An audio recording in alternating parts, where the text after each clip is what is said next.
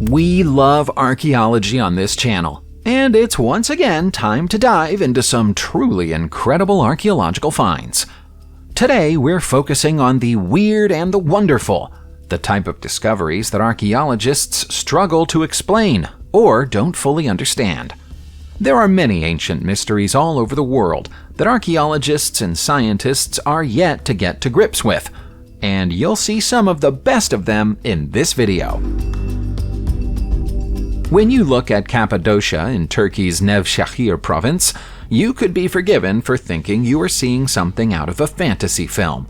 It's a whole city that was carved into the face of volcanic rock formations thousands of years ago by people using nothing more advanced than hand tools. The land looks like this because of a volcanic eruption 3 million years ago, which coated the area in volcanic ash. Over time, the ash turned into a soft rock that's been whipped into its current shape by the elements. It's thought that the first people to settle here and start making homes in the rock were early Christians, who needed somewhere to hide from the Romans during the 3rd century. The most advanced of the buildings here are churches, which were added by Byzantine Christian monks and became places of training for missionaries. Far more mysteries are the structures that can't be seen at ground level. There are over 200 structures underground in Cappadocia, all of which are linked by tunnels that seem to be deliberately confusing, like a labyrinth.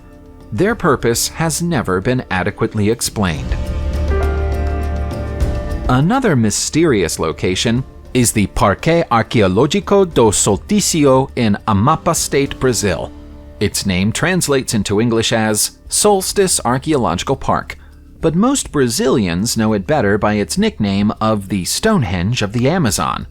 As you may already have guessed, the name comes from the presence of a large megalithic stone circle among the many monuments that can be found here. The stone circle is impressive, made up of almost 130 large granite blocks, the largest of which are nearly 20 feet tall. So little is known about the site that scientists aren't even sure how old it is. Dating stone is almost impossible, so instead, experts have tried to obtain dates by testing fragments of ceramics found buried between the stones. The results are uncertain though, with estimates ranging from between 500 years to 2,000 years. The stone circle must have been built by the area's indigenous people, but we have no idea what they used it for. There are human burials here, but the site as a whole is probably more likely to have been used for astronomical or ceremonial purposes. Our next fantastic find takes us straight back to Cappadocia. It's a cuneiform tablet accompanied by a second, smaller tablet and a clay envelope. In basic terms, it's a 4,000-year-old letter. It's currently on display at the Met Museum in New York and provides historians with a fascinating insight into the way our ancient ancestors went about their everyday business. The letter is written by a man named Ashur-Mutabil, who was based in Kanesh, Cappadocia. It's addressed to his wife Kunaniya and concerns an ongoing family dispute about the ownership of treatment of women who were being kept as slaves. Ashur-Mutabil is an Assyrian name, whereas Kunaniya is Anatolian, which suggests that he married a local woman upon his arrival in Cappadocia, rather than returning home to wed, which was the tradition of the time. Kunaniya appears to have made a habit of keeping all of her personal correspondence. This isn't the only tablet addressed to her in the Met Museum. From them, we know that she had a fraught relationship with Ashur-Mutabil's parents and faced struggles as a young widow after her husband's untimely death not long after this letter was sent. Our next find has more to do with paleontology than archaeology, but we include it anyway because it's interesting. This is the fossil of a creature called Dicronurismonstrosis. The first part of its name means twin-head tail. The creature belongs to a genus of trilobites, an ancient species that lived during Earth's lower Devonian period some 400 million years ago. It was native to the shallow seas in the part of the world that's now Morocco. The monstrous part of its name comes from its defensive capabilities. The Dicronurismonstrosis lived during a time when fish had begun to evolve solid jaws and eat trilobites. This creature was able to defend itself from any attempt to eat it thanks to 18 pairs of spikes all over its body. The spikes on its head are particularly impressive and aren't entirely dissimilar to miniature goat horns. It's a compelling early example of a species developing evolutionary traits to defend against predators, a process that would have taken thousands of years. Nobody knows for sure why trilobites eventually became extinct, but they certainly didn't disappear without a fight. The rock-hewn town of Uplistsika in Georgia is abandoned today, but nobody should underestimate how significant a role it played in the country's ancient history. In the context of its history, the abandonment of the town is fairly recent. The first humans to settle here arrived 3,000 years ago during the Bronze Age and stayed for 2,300 years. For more than 500 of those years, it served as the capital city of a state called Kartli, which existed long before Georgia. Archaeological evidence suggests that about 20,000 people lived here at the peak of its population, and before the arrival of Christianity, they worshipped a sun god. Belief in the sun god continued for at least some of the population, right up to the point where the Mongol hordes turned up in the 13th century and massacred the entire population. That was 700 years ago, and nobody's lived here permanently since then. One of the oddities of the town is that it lacked grand buildings, save for the stone basilica. Every other space is plain and featureless. The people who lived here were either minimalists or belonged to a culture devoid of artistic expression. Sigiriya is one of the most unappreciated ancient wonders in the world. The Sri Lankan landmark is arguably the world's most impressive, dramatic-looking ancient stone fortresses. Its name translates into English as Lion Rock, which is based on its shape. The shape is all natural, but the fortress on top of it is a 5th century construction built by order of King Kashpaya. He treated it as his palace and a place of sanctuary, safe from the relentless attacks he faced from armies led by his own brother. He was a lover of nature, and the landscaped gardens that surround his former palace are the oldest of their kind on Earth. The few paintings that survive here are regarded as the earliest examples of a style called Sri Lankan classical realism. There are more of them at the bottom of the rock inside the caves that pucker its surface. The fortress was turned into a monastery after the king died, and remained in use until the 14th century. Nobody thought to record the reasons for its abandonment, so they will probably remain a mystery forever. The Nazca Plateau in Peru is so named because it was a special place to the ancient Nazca culture. Most people with an interest in archaeology are aware of it because it's the location of the Nazca Lines, which are some of the oldest and most mysterious petroglyphs in the world. There's another, less famous ancient mystery here, though, and that's the Band of Holes. Nobody even realized they were there until they were photographed from a plane as it passed over Pisco Valley in 1931. There are exactly 500 holes arranged in a very specific formation. The land didn't get like this by accident, but nobody's ever been able to determine why they were created.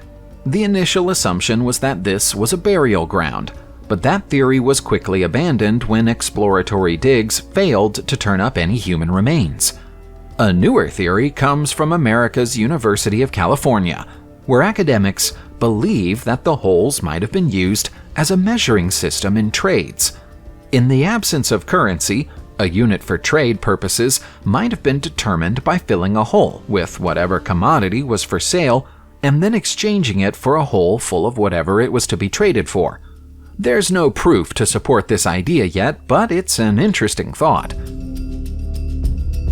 During the summer of 1836, 2 Scottish schoolboys went hunting for rabbits on the slopes of an extinct volcano called Arthur's Seat in Edinburgh. They found no rabbits that day, but they did find something that's puzzled archaeologists ever since. The boys came across 17 tiny coffins, inside which were 17 wooden dolls. The dolls and the coffins are incredibly detailed and have been carved painstakingly by hand. The collection of coffins was found arranged in 2 banks of 8, with the last one placed atop the other 16 and divided from them by a piece of slate. The National Museum of Scotland took possession of 8 of them in 1901. The whereabouts of the other 9 are unknown. Nobody knows why the dolls were left on the side of the volcano or what they represent. It's been suggested that they might be connected to the practice of black magic. Another idea is that each of them represents a sailor lost at sea.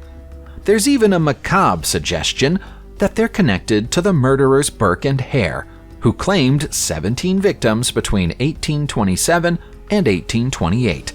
These are all fine theories, but theories is all they are. Some people believe that our next mystery has already been solved. It's the riddle of the Ecostones, so named because they're allegedly from tombs in Peru's Ica province. Each stone is made of andesite, smooth, polished, and covered in carvings of fish, plants, and animals. Peruvian physicist Javier Cabrera brought them to the world's attention in the 1960s, by which time he'd amassed a collection of more than 10,000 Ecostones. The thing that excited the world's media at the time is that some of the apparently ancient stones feature drawings of things that ancient people ought not to have any knowledge of. There are designs that have been interpreted as astronauts and dinosaurs. The ancient natives of Peru had no idea what a dinosaur looked like, and astronauts were way ahead of their time. Many archaeologists decried the Ecostones as forgeries, and those accusations got louder when a Peruvian farmer admitted forging at least some of the stones that were later sold to the credulous Cabrera. He can't possibly have forged all 10,000, though, and so there are still unanswered questions about where they came from and who made them. The Aurellalinda book is every bit as controversial as the Ecostones.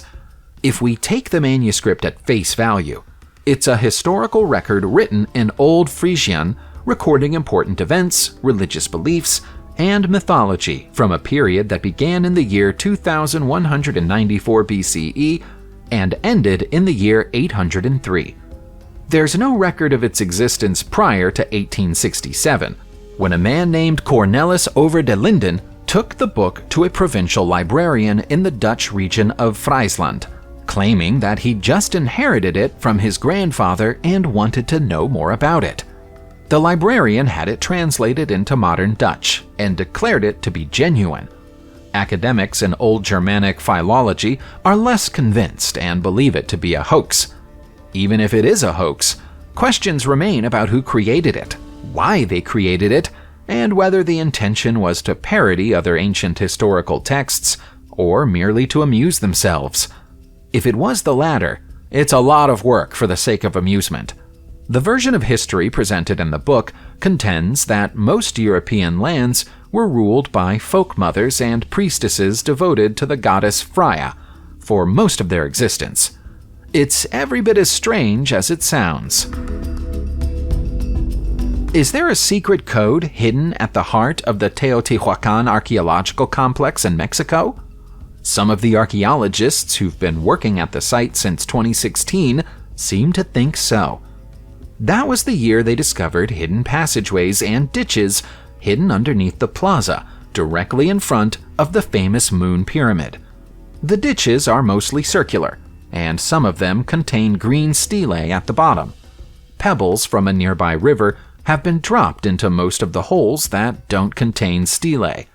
The archaeologists think that this ditch and tunnel network was created around 1,900 years ago.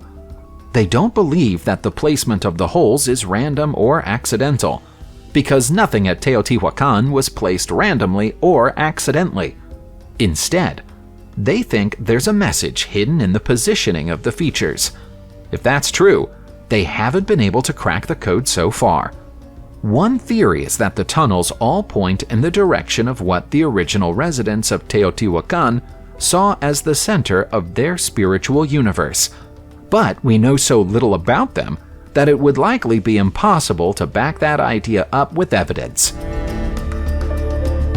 When the Halphiyani Hypogeum was discovered in Malta in 1902 by workers attempting to build a water cistern, the first things archaeologists found at the site were 7,000 sets of human remains.